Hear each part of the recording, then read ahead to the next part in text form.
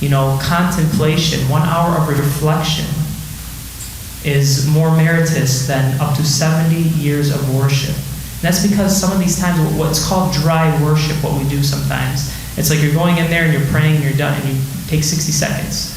And you got to understand that when you're praying, it's a personal time between you and God. This is your time where you speak to God, you talk to God. We tend, unfortunately, not to put value into that. We tend to just we're busy with our current life and what's going on, and we tend to rush through it.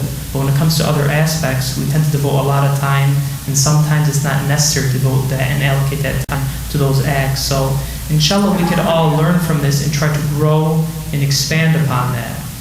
And reflecting, you could reflect on a bunch of things. Reflection on the creation of the universe, the world, God, His power, the soul, creation. These are things you can reflect on. And these carry a lot of hasanat and good value to them. So let's try to include that, inshallah, also into our daily lives, as well as, trying to slow down when we pray, take our time, and understand that we are communicating with the divine. So that, inshallah, we could all do that and work on that and grow spiritually and intellectually as beings, not just in this month, but going forward, inshallah.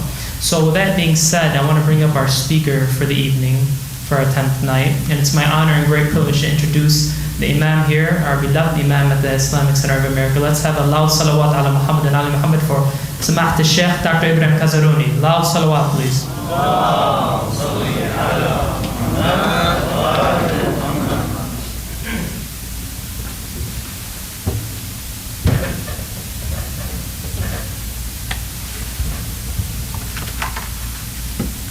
صلوا على محمد وآل محمد.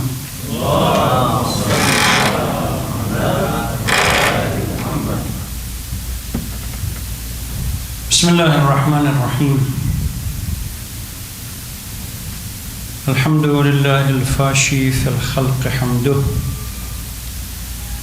والغالب جنده، والمتعالى جده.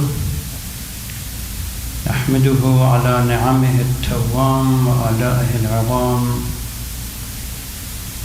ثم الصلاة والتحية على سيدنا ونبينا الأمجد حبيب إله العالمين أبي القاسم المصطفى محمد وعلى أهل بيته الطيبين الطاهرين. اللهم صل على محمد وعلى محمد. Praise be to Allah, whose praise is widespread, whose army is overpowering, and whose dignity is grand. We praise Him for His successive favors and great gifts. We greet our noble and beloved Prophet of Islam and his pure progenies. Assalamu alayka ya Abu Abdullah وعلى الأرواح التي حلت بفنائك. عليك مني سلام الله أبدا ما بقيت وبقي الليل والنهار، ولا جعله الله آخر العهد مني لزيارتكم. السلام على الحسين وعلى علي بن الحسين وعلى أولاد الحسين وعلى أصحاب الحسين. Sisters and brothers, Assalamu alaikum wa rahmatullahi wa barakatuh. Before I begin, I would like to take the opportunity and welcome our guests who are sitting in the front, our brothers from Afghanistan. Welcome to the Islamic Center of America. It's a privilege to have you around, and I hope Hajj Eid will entertain you the way he normally does. قال الله العظيم في محكم كتابه: أعوذ بالله من الشيطان اللعين الرجيم، بسم الله الرحمن الرحيم. ما كان الله ليذر المؤمنين على ما أنتم عليه حتى يميز الخبيث من الطيب. Allah is not to leave the believers in the state you are in until He separates the impure from the pure. I'm delighted finally that I used to think, I was up to a few nights ago, I thought that I'm the only lone voice in which is calling for revisit to the Karbala story. And we really need to deal with some of these distortion and fabrications that exist. Suddenly, during the past few days, we have had statement after statement from grand scholars, and even today, Fadilat al-Sayyid Sayyid Hassan Nasrullah, in his speech that he gave, clearly referred to this, that it seems to be there are two Husseins, two Zainabs, two Karbalas being propagated. And I refuse to accept the image that being presented by some people as of Ahlul Bayt to be our Ahlul Bayt. It's some kind of a fiction. This verse that I stated, that Allah will not leave the believers and the hypocrites mixed up and undistinguished. They all will be tested for their faith and true nature of their faith, is a verse in which historians claim that Abu Abdullah sallallahu alayhi used to recite on a night like tonight. He recited this verse repeatedly during this night. But a brief recap. Last night I primarily focused on the spiritual corruption, and I stated that if you look at the verses, the literature that we have about human creation, there's certainly quite enough evidence to support the argument that humans are mixed from two components. We may differ as far as the language, the phrase that we have that makes reference to these components, but the essence is the same. You can call it earthly and heavenly, material, spiritual, whatever. But the natija, or the conclusion, is the same. That humans have these two components. And any attempt to balance human life or balancing human life would not be possible unless both of these components are addressed. And I cited a verse in the Holy Quran that Allah subhanahu wa ta'ala on the one hand looks at the creation to be the most perfect example, and at the same time the possibility exists that this the cream of creation might drop and become asfalus safilin, and lowest of the low. And I tried last night briefly, even by giving some example. One of them was a saying from Amir al-Mu'mineen salawatullah salamu alayhi in Nahj al-Balagha, that makes a comparison between poverty, sickness of the body, and sickness of the mind, and progressively says that poverty is lower in pain than sickness of the body, and sickness of the mind is more, even worse, more painful when it comes to the sickness of the body. Karbala, I stated last night that it really embodies the two individuals, two types of humans that we have been talking about. On the one hand, we have one camp that represents Asfal al-Safil. The only thing that they cared about was just material life, which again in a hadith from Imam Hussein salawatullah salamu alayhi clearly stated, "An-nasu abidu dunya." They embodied it. That example, if you wanted to search within the Muslim Ummah for a better example of Abid al-Dunya, you could not have found these better than these people. When you are prepared to step on human dignity, on God, on value, and everything else for the sake of what we call seduction of material life, then this is a classic example. On the other hand, we have Imam Hussein and those who are in his followers in his camp exemplified and typified Ahsanul Khalq. This was the point that 2 points that I raised last night. I would have hoped that tonight I would continue with it until suddenly I realized that we have only one night tonight, and then tomorrow night, then probably the last night.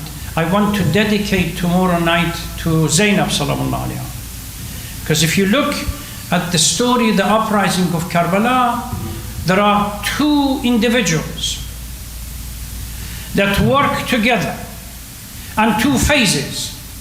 The first phase is folded up tomorrow, and the second phase unfolds from tomorrow afternoon. And each one has a major role given to an individual. This partnership. So I want to focus tomorrow night on this particular issue. So tonight I want to a degree wrap up, but go back to the point that I raised early on when we started our program. On the night of Ashura, year 61 after Hijrah, the Tasu'ah, the 9th day, was a critical day in the history of Karbala. On this day, Shamr, with a letter from Ibn Ziyad, enters the plain of Karbala, commanding Ibn Sa'd that the story has been prolonged for a long time and it needs to be wrapped up very quickly, one way or the other. Either bay'ah to Ibn Ziyad and Bani Umayyah, or finish it. And he even boasted by this letter, told Ibn Sa'd that Ibn Ziyad has told me that if you don't want to do it, you are relieved from your command and I will take over. See, when the material life, mesmerized by material life, he panicked. At the end of the day, he is working for the Mulk of Ray, that ultimately he will be rewarded as a governorship of a part in Iran. He doesn't want to miss that opportunity. So what does he do? He commands, as soon as he receives the letter, he tells the army, move. And this is what O soldiers of Allah, prepare, and you have heaven as your reward. Ibn Sa'd is telling his own army to go and fight the grandson of the Holy Prophet, calls them the soldier of Allah, and promises them reward in heaven. This is how narratives and language hijacked. Imam Hussein is taking a rest. Suddenly he is awakened by his sister Zainab Sallallahu Alaihi Wasallam that the army is on the move. They realize that the army is coming towards the camp. So Imam sends his brother Abbas and 20 of his followers to go and investigate. They stop in front of the army to be informed that this is the command of Ibn Sa'd and Ibn Ziyad. This matter has to be finished tonight. Abbas leaves the 20 people that were with him, comes back to Imam Hussein and asks for advice and to see what he wants to be done. Imam says, if you can, ask them for one more night. One more night. لَعَلَّنَا نُصَلِّي لِرَبِّنَا, so that we will spend this night in prayer, in dua, in asking forgiveness. فَهُوَ يَعْلَمُ, Allah subhanahu wa ta'ala knows, إِنِّي أُحِبُّ الصَّلَاةِ, that I love prayer, and tilawat al-Quran, to recite Quran, وَكَثْرَةَ الدُّعَاء وَالْإِسْتِغْفَارِ, Now, it really begs the question. Imam Hussein, at this critical hour, is asking Abbas to go and ask for an extra night that would give them another opportunity to go through prayer, istighfar, repentance, etc., etc. There is nothing mentioned about beating of the chest, crying, indignified act, etc., etc. Shouldn't we ask? Where did this come from? Now, Imam says that I want what he's going to do next. He intends to meet with the beloved, with the select individuals within his followers. So what happens? As soon as the darkness falls, they turn the lights off and says, you are free, go. These people want me, tomorrow is the day. You don't need to be killed with me. Go. If I'm going to establish, this is why Imam is repeating this verse repeatedly. If I'm going to meet Allah subhanahu wa ta'ala, the best of the creation that represents Ahsan al-Khaliqeen to be with me, and there were only 72 or 73 or 75, 80, whatever. That was the best of the best. And that's why at the end of the night, after repeatedly asking them that they can go, and some of them left.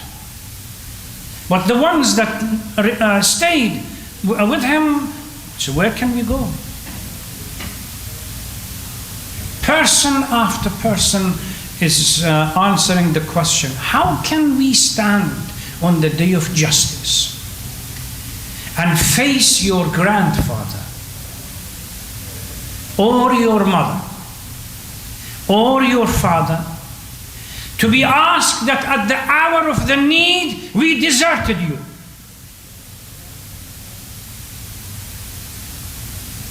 How many times have we asked ourselves that question?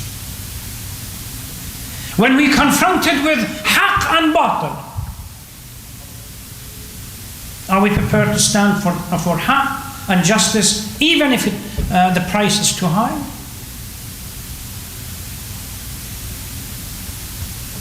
So the end of the night becomes clear that whatever he has are only those who remained with him. I want to go back to the question that I raised and wrap up within the next 10-15 minutes that I have. This, beginning of our program, I asked, and I posed this question, how can we bring Karbala, take it out of what we call classical presentation, and bring it into our lives as something that we can practice on a daily basis? How can we reinterpret, tell the story differently, in which the story would help us, empower us, motivates us, move us to become a better Muslim? How can the story of a person that gave everything possible for the sake of truth, justice, human dignity, etc., etc., not be inspiring and motivating? When your children come to you and ask, Dad, Mom, why are you wearing black? Please don't use the metaphor of a death of a grandfather or a dear one. Because what you are doing, you are doing disservice to the mind of a child, associating the Ashura with a negative issue. The death of the grandfather and the dear one remains in their head, and they constantly associate Ashura with that. What about lessons that we can learn from Ashura? Lesson of forgiveness and choice. Hur. Remember the story of Hur? I alluded to it a couple of 2-3 nights ago. The battalion chief who stood in front of Imam Hussein the moment that he recited An-Nasu Abidud Dunya. And he said, I have a command from Ibn Ziyad not to allow you to go any further. On the day of Ashura, suddenly he sees himself between, and this is what he has said, I saw myself between fire and hell and heaven. And I couldn't give up heaven for the sake of fire. So gingerly, on the one hand, he is ashamed and mindful of the enormity of the action that he did and stopped Ahlul Bayt. So he gingerly walks towards where the tents are. Historians claim that he bowed his head and he wouldn't come close, because on the one hand he has hope that his sins will be forgiven, and on the other hand he understands what he has done. Imam sees him coming in. I have been expecting you, Hur. Your mother chose the right name for you, a free thinker. Which one of us, repeat the question again, confronted by the seduction of this world, are we prepared to let go of the material benefit and the glamour for the sake of our faith? Where is this story? Why don't we tell this story? That is not too late to repent. Imam tells him that if you really repent, Allah subhanahu wa ta'ala would forgive your sin no matter how great or grand it is. What about the lesson of patience and perseverance of Zainab and everybody else within? Not the Zainab that unfortunately some of these quasi-scholars are presenting. Sayyid Hassan Nasrallah was quite clear today. He said, the Zainab, I refuse to accept that these pictures, the image that you are trying to present of Karbala and Hussein and Zainab and somebody else are the Zainab that we believe in and has motivated us to stand up in front of injustice in our life. The image of Karbala that is paralyzing is not the true image of Karbala. This is why he asked them, he said, where were you when Zainab was being attacked in Damascus? Where were you when Iraq was being attacked? Where were you when everything else was being attacked? Don't you say you love Zainab and Ahlul Bayt? A picture of a person that Imam, like tomorrow afternoon, comes to her and says, look, Imam Ma'soom, infallible. Imam Hussein is asking his sister not to forget him during the prayers. And then what do we do with her? I'll leave this for tomorrow night.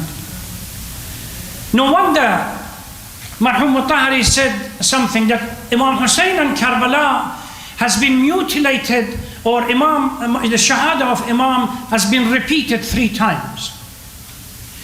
One hand, the day of Ashura 61 after Hijrah. The second, a clear strategy by Bani Umayyah to marginalize and isolate and literally desensitize everything from Ashura. And the message continues. But the worst part is the one that is being done by the so-called Shias, in the distortion and fabrication that they create for the image. The punch that is supposed to be in the face of the enemy is being used for just vague.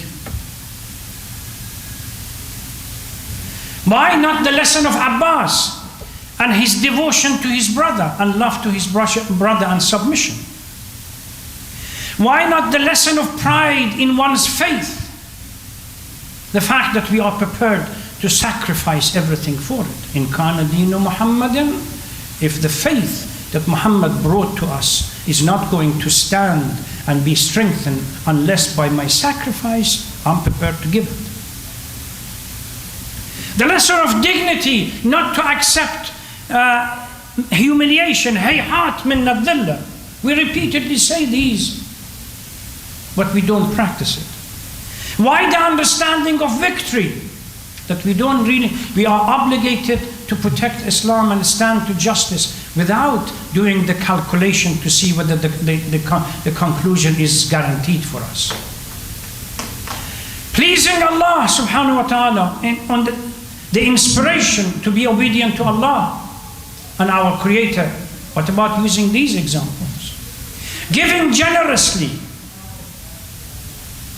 The most generous of people is the one who gives to those from whom he has no hope of return. Imam Hussein salawatullah wasalam. Supporting the truth. What about Ashura being used as a moral guide in our daily life? As a way to awaken society.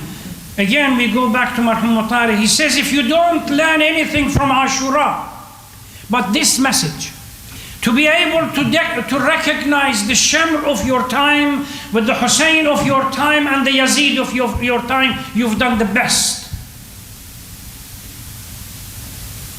Why can't we do that?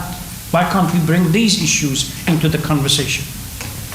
So when your child is asking you, remember, associate these values with Ashura. And I'm wearing black because I miss the person that embodied, epitomized, was the reality of these values. Always associated with positive values. I talked about this before, right from the beginning of our program. We have succeeded in making Ashura part of our collective memory. We constantly remember. But the challenge is how to make it, turn it into a group identity for us today.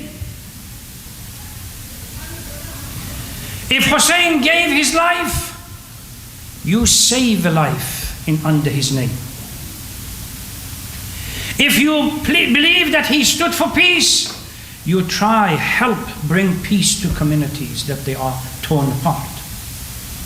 If he was thirsty, try to be somebody to bring a gift of water to the societies that are deprived. If he shed his blood, you can give blood and save souls that desperately need this. We don't need all the time to follow an example that may have worked in the past somewhere else. And most important of everything, remember the issue of rising up for justice, human dignity, and submission to the command of Allah and everything else. If we believe that he rose against tyranny and Yazid, all of us, should rise and learn a lesson from him and rise against the tyranny of our time. If we do all that, then Shia, what does Shia mean? Shia, last night I pointed out, Shia means somebody who appoints. Remember again, going back to Marhum Mutari, he said there are two ways in which we can make sure or secure the purification of our souls. There's one, to go back to the sources and literature and follow the list of descriptions that exist and one by one implement them in our life. The other one, uswa, role models. The most perfect of individuals, you step in their footstep and try to follow them. We can only become or call ourselves the followers of Ahlul Bayt if we really bring those values and embody them. Remember the hadith from Imam Ja'far as-Sadiq? Don't talk about our values. Act them. Because action speaks louder than words. There's no use coming here and staying and lamenting the incident of Karbala and walking out of here cheating, lying, deceitful, etc., etc. This is a contradiction in terms. The only way we can turn Ashura into a group identity for us these days is to move away from those classic traditional way of doing it and try to focus on our behavior as husbands and wives, and father and children, parents and children, individual to individual, society towards each other. Where are these values that are absent within our community? That all Imams stood for, including Imams. Let us ask Allah subhanahu wa ta'ala first the privilege of better understanding of our responsibility these days. Believe me, we have huge amount of work in front of us. So the sooner we start working, the better it is. Unfortunately, there are some TV channels here, there that continue with the same old about the commiseration of Karbala and everything else. Understand that that is one interpretation, but there are other interpretations. I personally refuse to accept what is being said as representative of Ahlul Bayt. There's some kind of fictitious Ahlul Bayt that they have created for themselves. But we need Allah's help that eventually we may be able to succeed. Pray for the return of our living Imam, inshallah. Ajjalallahu ta'ala farajahu al-sharif. Please join me in reciting Surah Al-Fatiha for the souls of those who are deceased, including the one that there are a group of brothers and sisters have got together to commemorate. Recite Surah Al-Fatiha for the souls of all the deceased, the departed from our community. May Allah grant them peace and forgive their shortcoming. And also bear in mind that this community owes a huge debt to Marhum Allama Sheikh Muhammad Jawad Sharri. Keep him in your prayers. Let's recite Fatiha. Bismillah ar-Rahman ar-Rahim.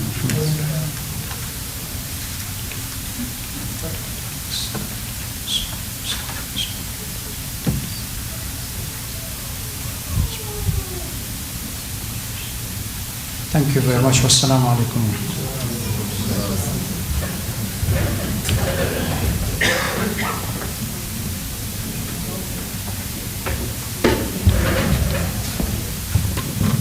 Thank you, Malana, for that beautiful enlightening lecture. Let's have a loud salawat ala Muhammad and ala Muhammad to honor him, please.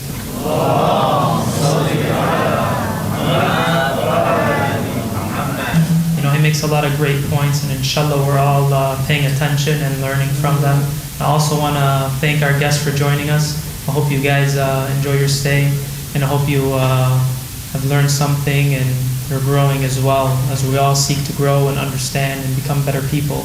And that's very important, you know, and that's why we're like brothers and sisters here. So anything you need, just let us know. We're here to help you, okay? Thank you. Anyways, we want to get to our beautiful poetry now. I hope everyone's ready for some lovely poetry. And it's my honor and privilege to bring to you Sister Fatima Najid. Let's have a loud salawat ala Muhammad and ala Muhammad for her, please.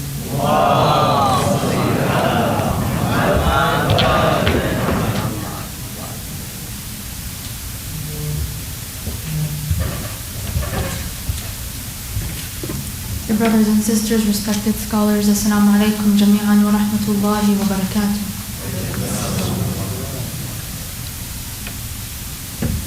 أعوذ بالله من الشيطان الرجيم بسم الله الرحمن الرحيم والصلاة والسلام على أفضل الأنبياء والمرسلين حبيب إله العالمين سيدنا ونبينا أبي القاسم محمد وعلى آل البيت الطيبين الطاهرين.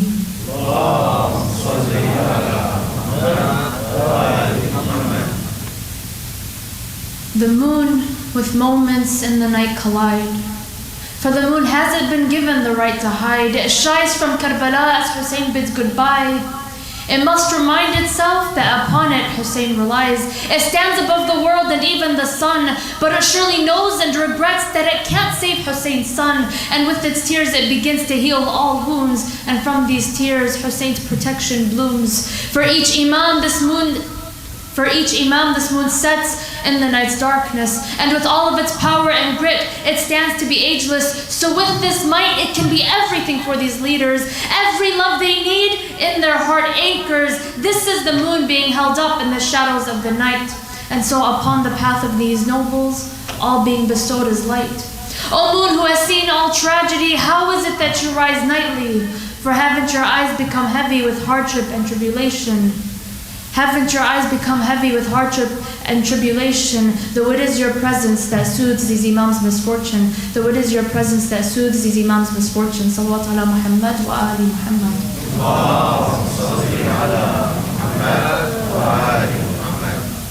Inshallah, this poem is entitled I died from a broken body. It's written in the perspective of Imam Hussein alayhi salam. If I can please ask for one loud, unified salawat ala Muhammad wa ali Muhammad.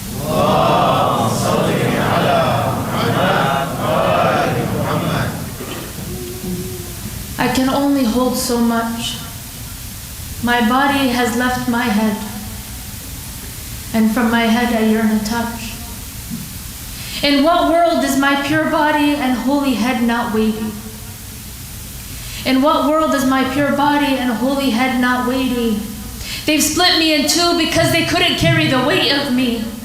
They didn't bring death to my women because they were still stunned at my army. And I've laid upon the heated sand with no head, just a bloody body.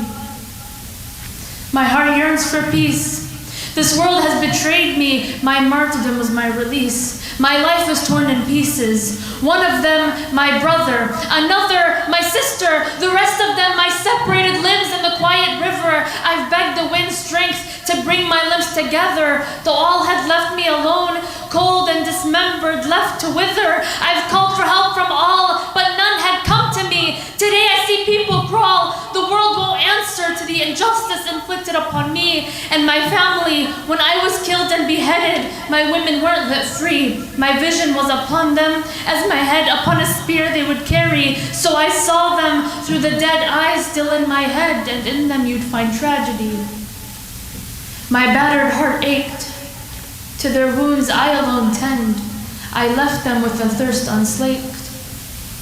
Each particle of dust preyed upon me as my blood they hold. I was sure to let all know my tale, it couldn't be left untold. To capture details around both my body and my head, nature had strolled. I was separated in two. I was separated in two like my soul and my household.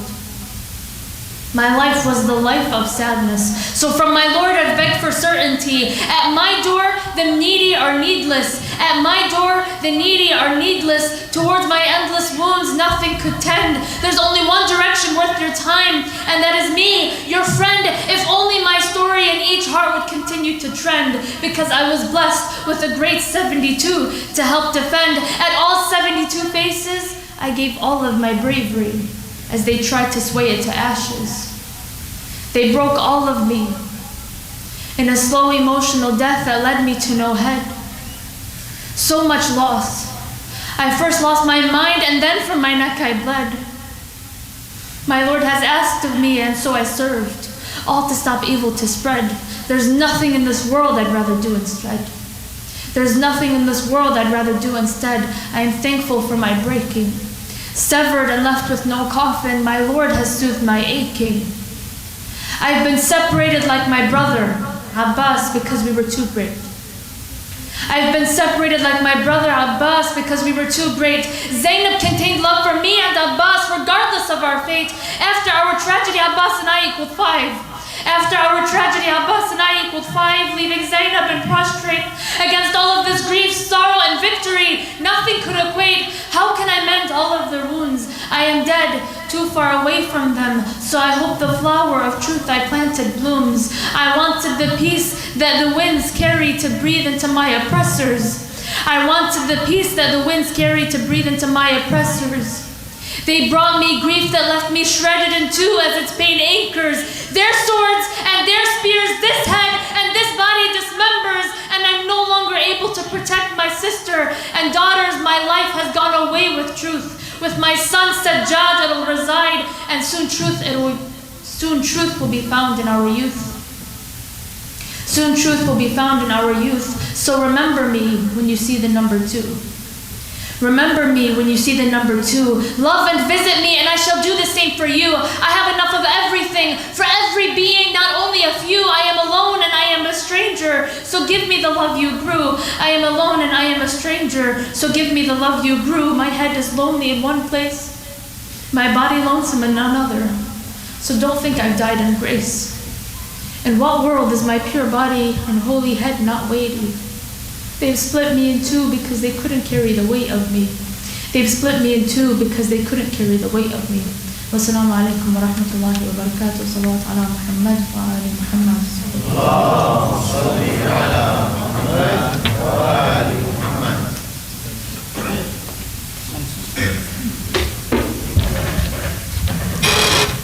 Ahsan, sister. Let's have a loud salawat ala Muhammad and ali Muhammad to honor her, please. Allahumma salli ala Muhammad wa ali Muhammad. I do not see Yunus Mackey for the majlis here just yet. Is he in the house? No, not yet. So I'm going to talk to you about a little something else then. So like we have poetry, for example, you see how important the tongue could be, right? How you could use it for greatness, for great things, beautiful things could come out of it. But also, this small muscle could also be used for destruction. And that carries a lot of weight. I mean, you've seen throughout history, whole communities could be destroyed from the tongue. People lying, just backbiting, doing all kind of bad things. And then you can see something as beautiful as poetry or a beautiful lecture where we can learn and get enlightened and get educated from. And I find that has a lot of value and importance today. So, that's something we could all reflect on and think about, and inshallah we can better ourselves with that. Let's see what else we want to talk about. Well, I could elaborate more on what I was alluding to earlier with respect to the heart and how reflection is very important in concentrating. The concentration of the heart. I was alluding to that and how that has a lot of relevance and importance. And basically, what I was getting at there. Oh, here he is. Basically, what I was getting at there is how we need to do more reflecting in our life, and it carries immense and great value, and that's something, inshallah, we could strive and work on. But let's get to our majlis. Without further ado, I want to bring to you Brother Yunus Mackey. Let's have a loud salawat ala Muhammad and ala Muhammad for him, please. Allahumma salli ala Muhammad wa ali Muhammad.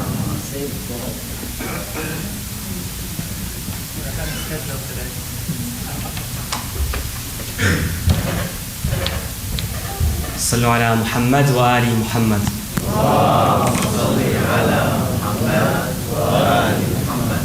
I apologize for being late. صلوا على محمد وآل محمد.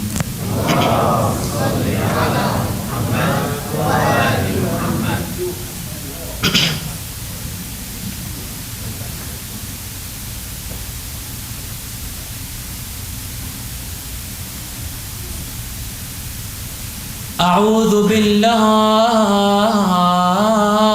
من الشيطان الرجيم.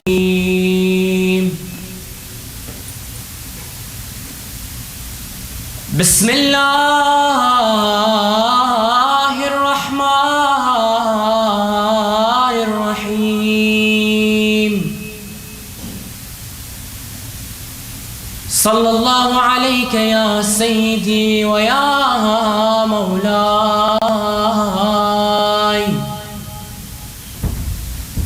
وابن مولاي يا أبا عبد الله، يا رحمة الله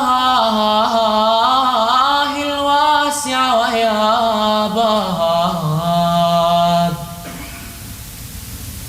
ويا باب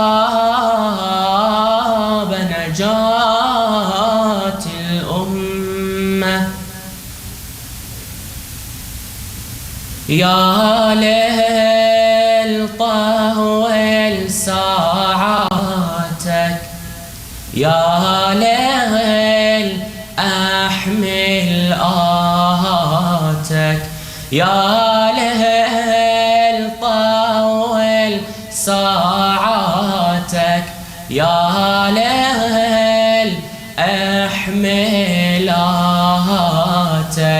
لو ودعت الوليان تتولاني العدوان لو ودعت الوليان تتولاني العدوان. السلام عليكم ورحمة الله وبركاته. My dear brothers and sisters, on the 9th of Muharram, Yazid's commanders decided to fight Hussein and his men. They blew the trumpets to start the battle. Brothers and sisters, Imam Hussein alayhi salam did not want to fight. He called his brother Abbas, the commander of his small army. Abbas, go to the commanders of Yazid's army and ask them to give us one more night.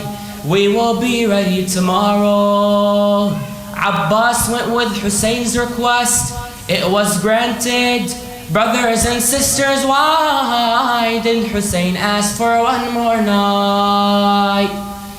Imam Hussein alayhi salam wanted to spend the night remembering God and restating his purpose of seeking perfection. It was during this night the Hurr ibn Yazid al-Riyahi was deciding between heaven and hell. Mothers were sitting with their children. Layla with Ali Akbar. Farwa is with Qasim. Lady Zainab is with Aun and Muhammad. What are these mothers of Karbala telling their beloved children? They are preparing them for jihad. They are preparing them to sacrifice their lives. They are preparing them to die.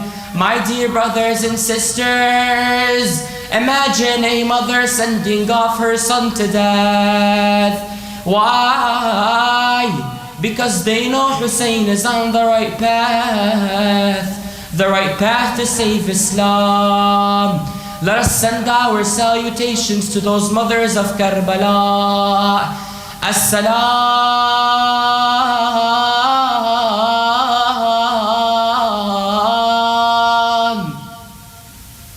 Assalamu alaikum ya ummahat al-shuhada. Abbas the flag bearer. Like every night, Abbas was guarding the camp. Where was Imam Hussein? Imam Hussein had gathered all his friends and companions in his tent.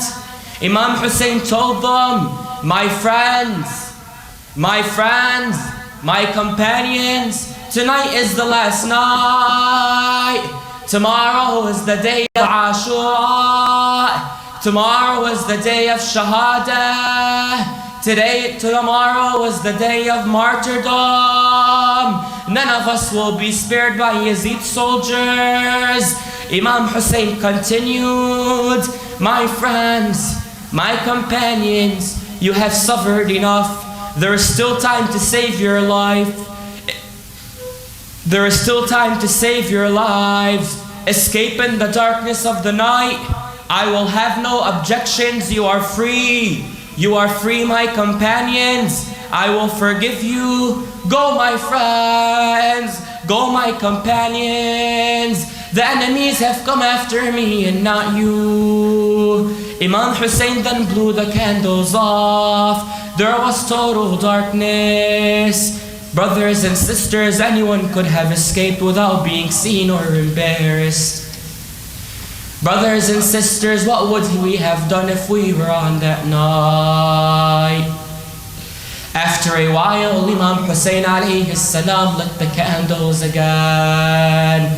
How many ran away? 1, 2, 5:10. No one, my dear brothers and sisters, none ran away. Why did they not run away to save their lives?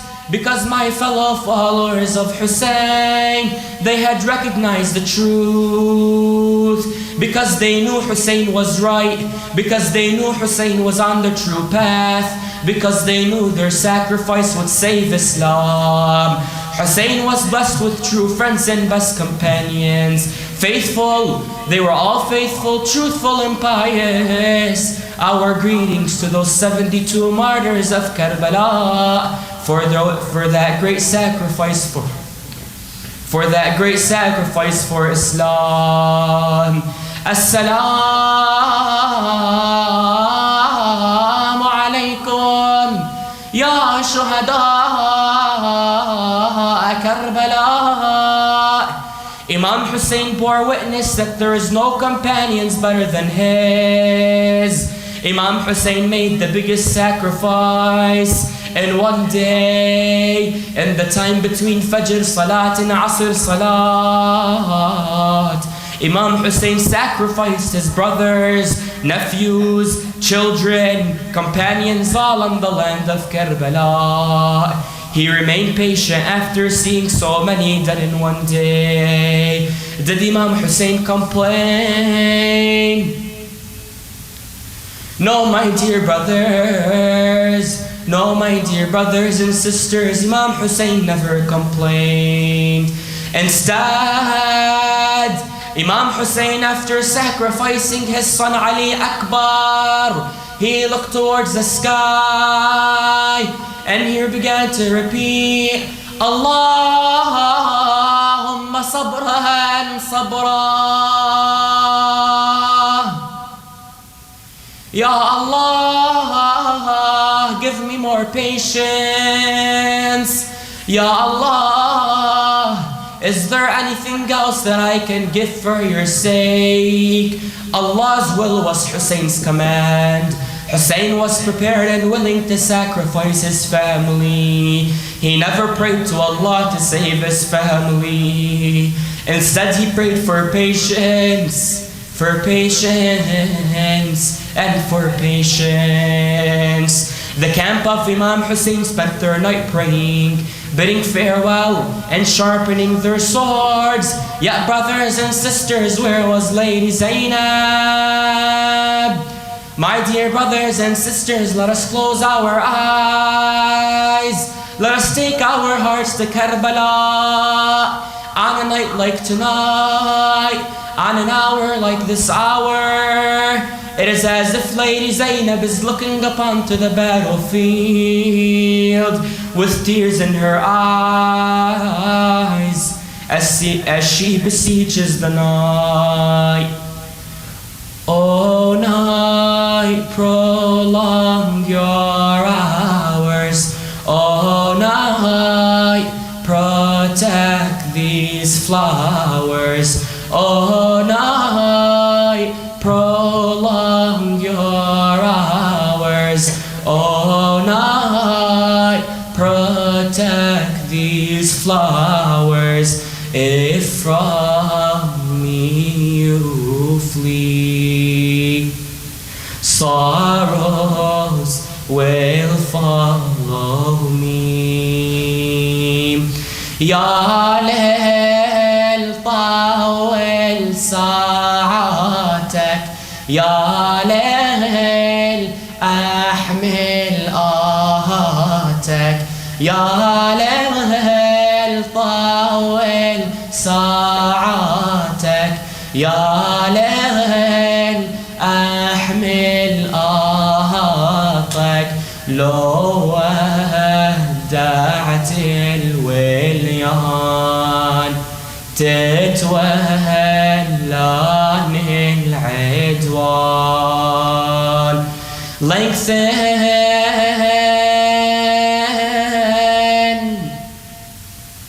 Lengthen, O night of sorrow. This is the last night with the beloved. Zainab began to tell the night, so long as your darkness remains. Oh night,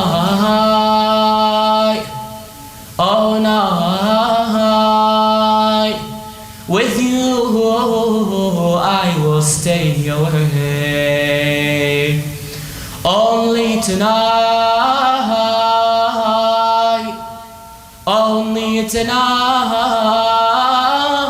is Hussein with me. Your sun rises and my dreams fall. Ya Layl irham dallali, Ya Layl ضاعت آمالي, Ya Layl irham dallali, Ya Layl ضاعت آمالي. لو ودعت الوليان تتولاني العدوان. لو ودعت الوليان تتولاني العدوان. If from me you flee, sorrows will follow me. If from me you flee, sorrows will follow me. Inna lillah wa inna ilayhi raji'un. Please let us stand with our hearts facing Karbala. My dear brothers and sisters, imagine you are in front of the golden gate of Imam Hussein. You see his shrine in front of you. Believe me, brothers and sisters, you will forget the whole world. You see his shrine in front of you. You imagine shimmer on his chest. You picture the woman running from tent to tent. And all you can say,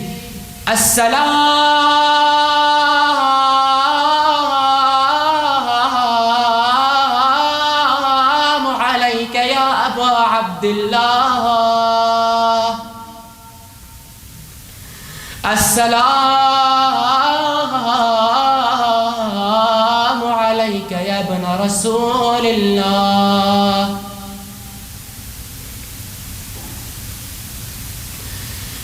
You begin to step nearer to his shrine. Assalamu alayka ayyuha al-dhabih.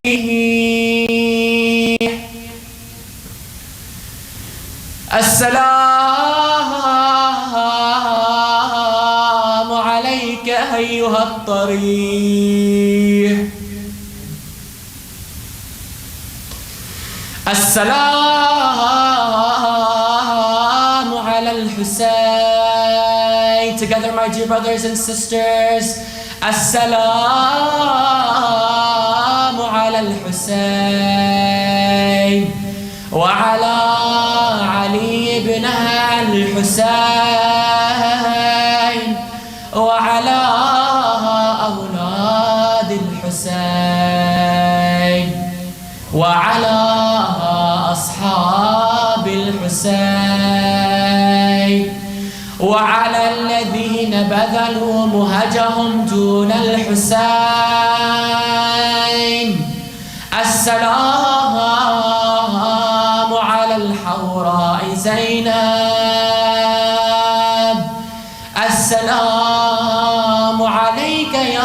الفضل العباس. And know, my dear brothers and sisters, that every night Imam Mahdi alayhi salam spends it crying besides Imam Hussein's shrine. So know that inshallah, when Allah grants you to be beneath Imam Hussein's dome, you will pray for the master of the time. And not only will he hear you, but he will be there present with you. Together we all recite, Allahumma kulli walika. Louder, louder. Salawatuka alayhi في هذه الساعة وفي كل وليا وحافظا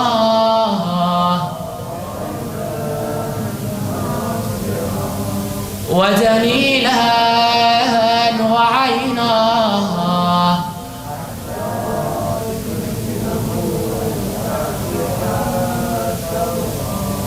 وتمتعه فيها طويلا برحمتك يا أرحم الراحمين. وصل اللهم على سيدنا محمد وعلى آل بيته الطيبين الطاهرين.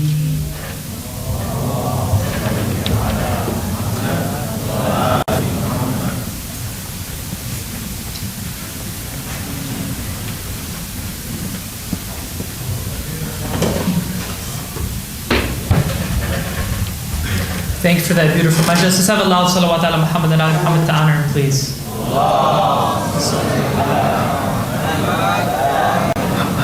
This concludes our 10th evening for tonight. We're going to break for salat and then we're going to begin with the Arabic at 8, inshallah. Reminder, tomorrow is our last evening, so inshallah we'll see you then. Wassalamu alaikum.